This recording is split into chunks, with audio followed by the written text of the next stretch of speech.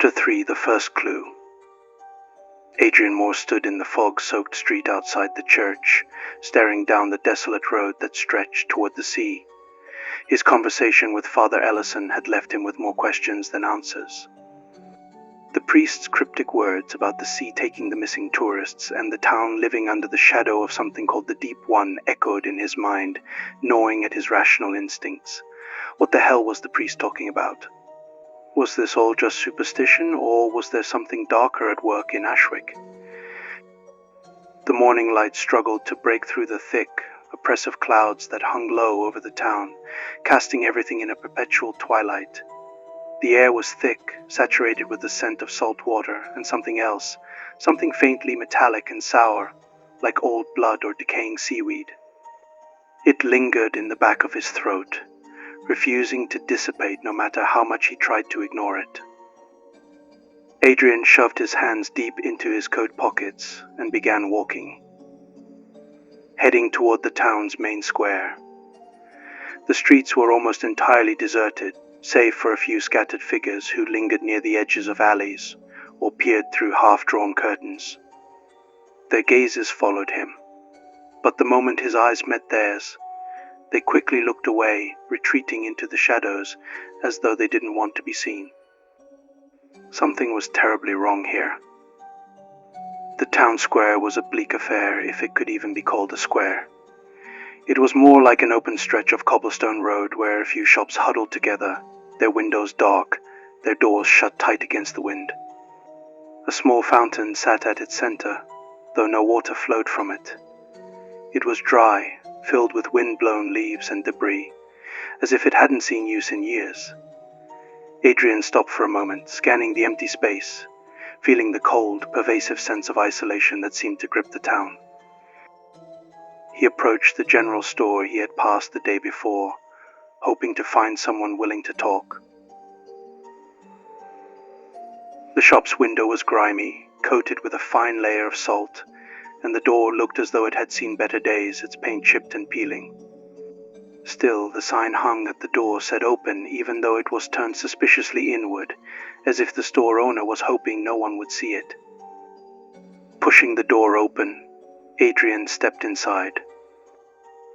A small bell above the door tinkled softly, the sound oddly muted, swallowed up by the oppressive silence of the shop. The interior was dimly lit by a single flickering bulb, casting long shadows across the rows of dusty shelves.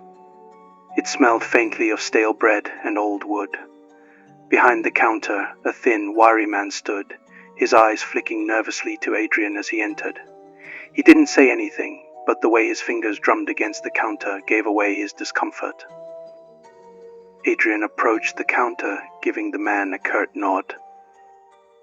"Morning," Adrian said, his voice cutting through the stillness.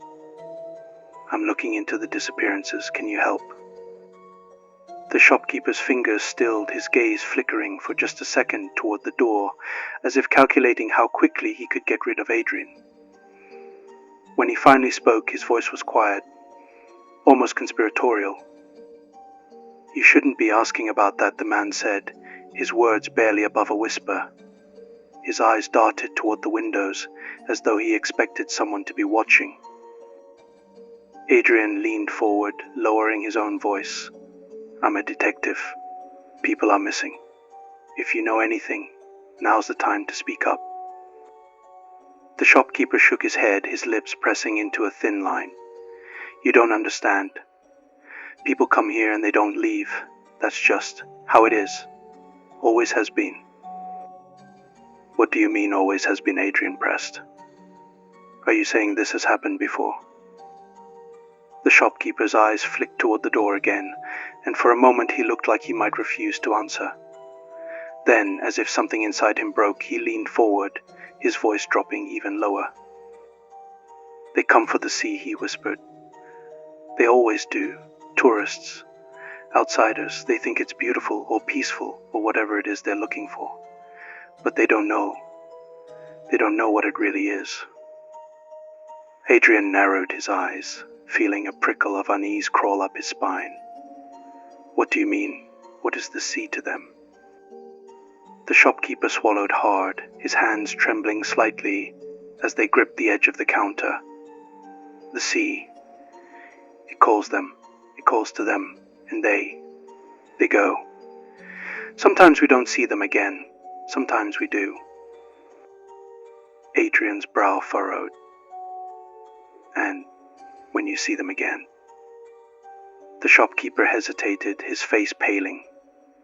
He glanced toward the window once more, as though expecting something or someone to be standing there.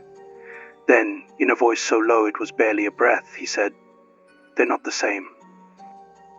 Adrian felt his stomach twist. "What do you mean by that?"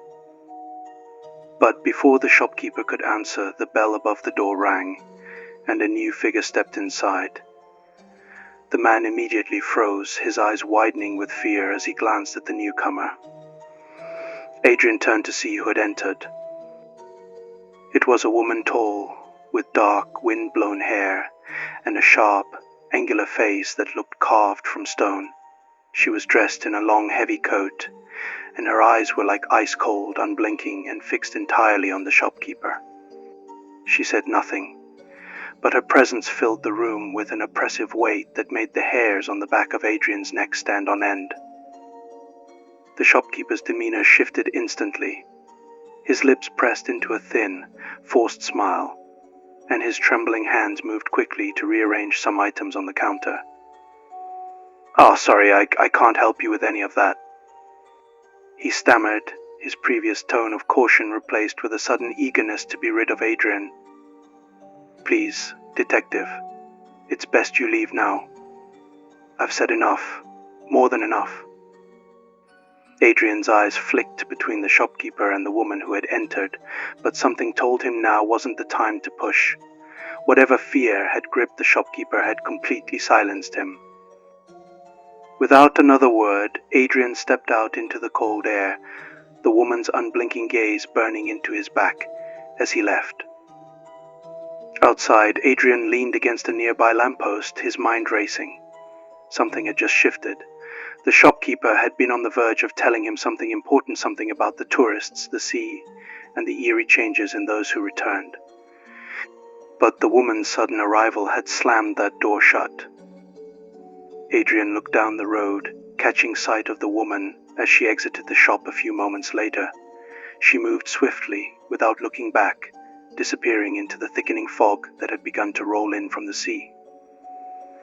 There was no question she was involved somehow. Whether as part of whatever sinister secret the town was hiding, or as a simple enforcer of its silence, Adrian didn't know. But he wasn't done. He began to walk, following her from a safe distance. The fog made it difficult to see more than a few yards ahead, and the wind had picked up, whipping down the narrow streets in sharp gusts.